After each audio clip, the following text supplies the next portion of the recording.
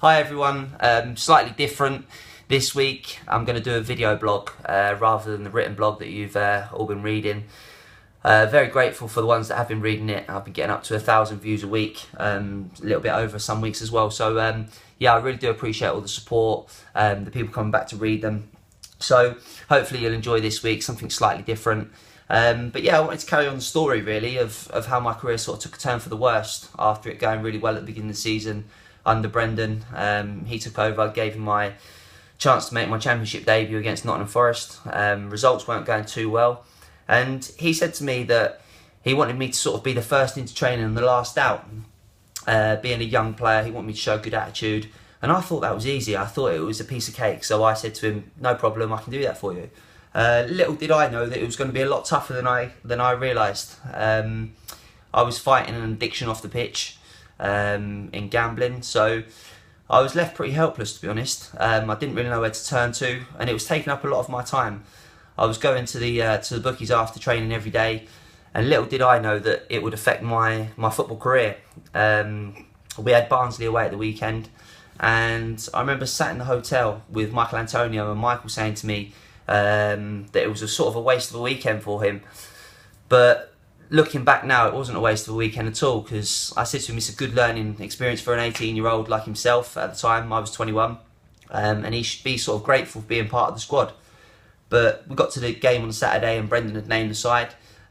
We'd gone through the team, we'd gone through the subs, and my name wasn't to be listed on the paperwork. So I thought to myself, well, this is strange. I've gone from starting to being out of the squad. Michael had taken my place on the bench, and then someone else had gone from the bench into the starting 11. So I was completely left out, and I didn't really understand why. But I told a little white lie to Brendan during that week, and for me, it was probably the biggest mistake I've ever done. He asked me to be the first into training and the last out. I promised him that I could do that, but then the following day I was driving out of the training ground, and he saw me. He was coming off the training pitch with his folder.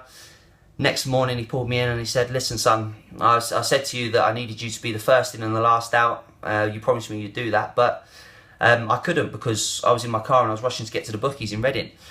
So I came up with the excuse that I had the dentist, seeing as though I've got a couple of big front teeth, so I thought I could get away with it. Little did I know he'd put the pressure back on me, hand me his phone and tell me to sort of prove it to him, and I couldn't do that at the time. Because yeah, it was a lie. And from that day onwards, my career sort of started to spiral. I went out on loan to Bristol Rovers and Yeovil that season. Didn't really pull up too many trees. I'd done okay, but nothing fantastic. It got to the end of the season and Brian McDermott was their manager. And Brian sort of said to me it was time for me to move on. I'd been at the club a long time. I was almost 23 years old at that point. So yeah, time had moved on and I needed a fresh start. And that's when Crawley came knocking. Steve Evans, a man that I'd known quite well from my time at Aldershot. I'd had a little fracas with him in the car park.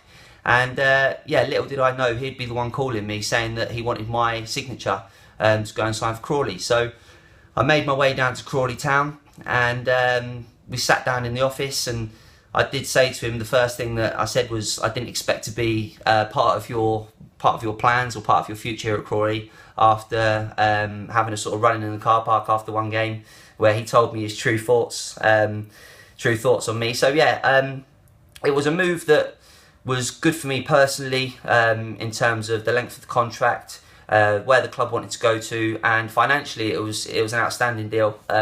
Crawley were known back then for throwing the money about, so obviously in football people do chase the money at times.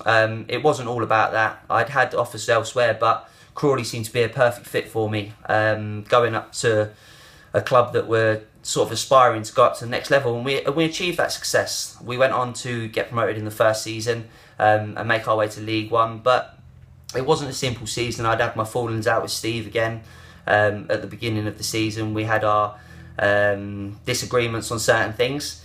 So yeah, it's just one of those things in football that you can't get on with everyone, you can't please everyone, but it was a move that was good for me.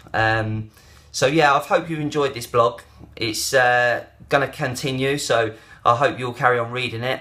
This week's is slightly different, like I said in the video, and I will be uploading more video formats in the following few weeks or months to come. But listen, thanks again, alright, and we'll see you soon. Cheers.